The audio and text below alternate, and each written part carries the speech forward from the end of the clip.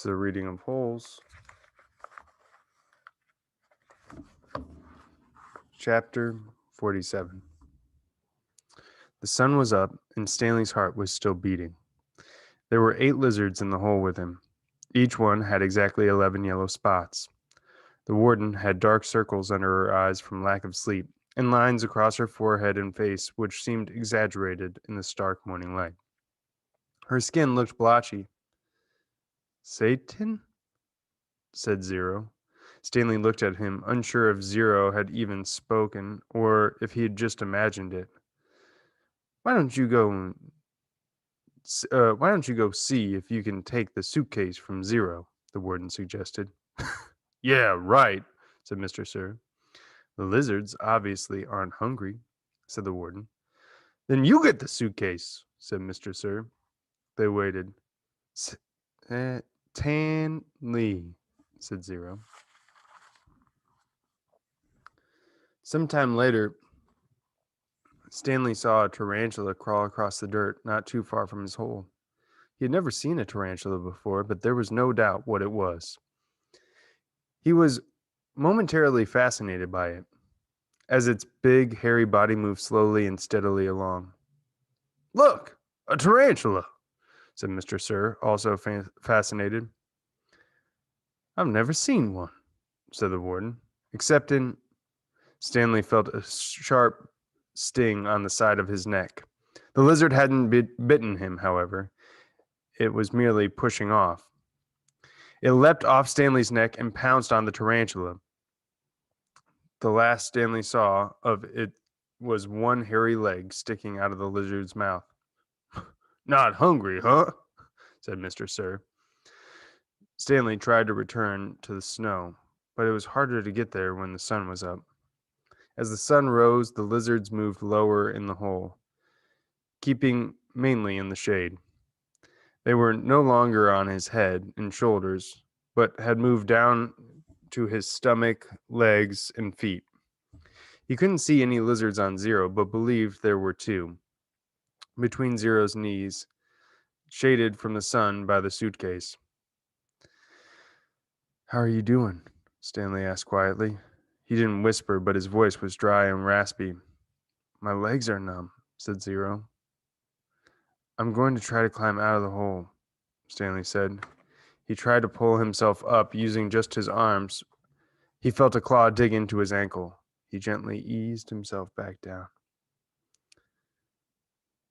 "Is your last name your first name backward?" Zero asked. Stanley stared at him in amazement.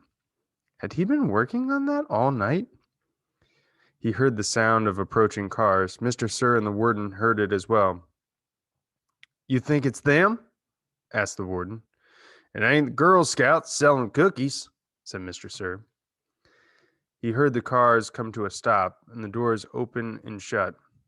A little while later, he saw Mr. Pendanski and 2 strangers coming across the lake. One was a tall man in a business suit and a cowboy hat. The other was a short woman holding a briefcase. The woman had to take 3 steps for every 2 taken by the man. "Stanley Yelnats," she called, moving out ahead of the others. "I suggest you don't come any closer," said Mr. Sir. "You can't stop me," she snapped, then took a second glance at him, wearing pajama pants and nothing else. "We'll get you out of there, Stanley," she said. "Don't you worry." She appeared to be Hispanic, with straight black hair and dark eyes. She spoke with a little bit of a Mexican accent, trilling her R's. "What in tarnation?" the man exclaimed as he came up behind her. She turned on him. "I'm telling you right now, if any harm comes to him, we will be filing charges not only against Miss Walker and Camp Green Lake, but the entire state of Texas as well. Child abuse, false imprisonment, torture." The man was more than a head taller than she and was able to look directly over her as he spoke to the warden.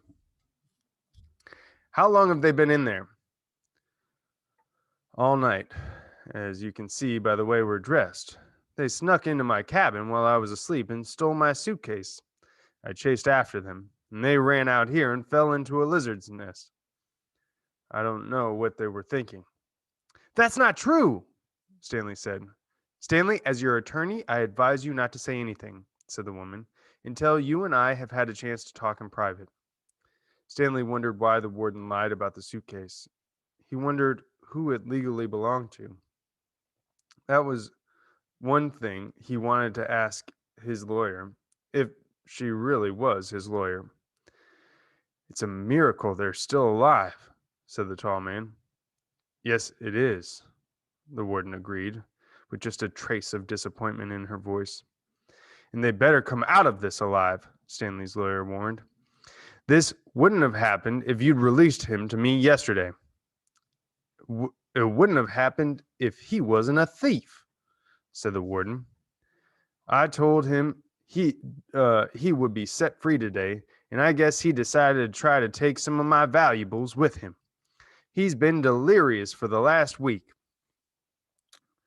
"Why didn't you release him when she came to you yesterday?" the tall man asked. "She didn't have proper authorization," said the warden.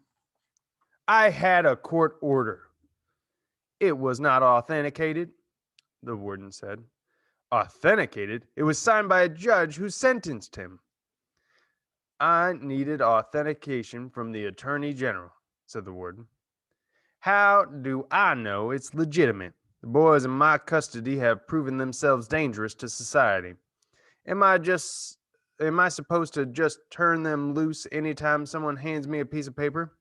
"Yes," said the woman, "if it's a court order."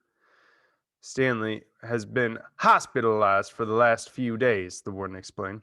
"He's been suffering from hallucinations and delirium, ranting and raving. He is in no condition to leave. The fact he was trying to steal from me on the day before his release proves—" Stanley tried to climb out of his hole, using mostly his arms so it didn't disturb the lizards too much. As he pulled himself upward, the lizards moved downward, keeping out of the sun's direct rays. He swung his legs up and over, and the last of the lizards hopped off. "Thank God!" exclaimed the warden. She started toward him and then stopped. A lizard crawled out of his pocket and down his leg.